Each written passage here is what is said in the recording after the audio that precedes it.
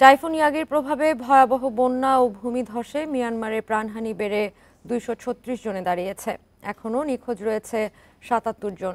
দেশটিতে ৬,৩০,০০০-এর বেশি মানুষের সহায়তা দরকার বলে জানিয়েছে জাতিসংঘ।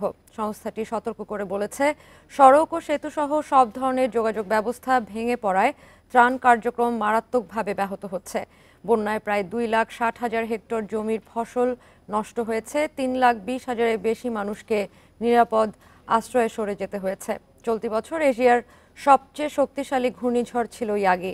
এ মাসের শুরুর দিকে ভিয়েতনাম, লাওস, চীন এবং ফিলিপাইনে আঘাত হানে এই সুপার টাইফুন।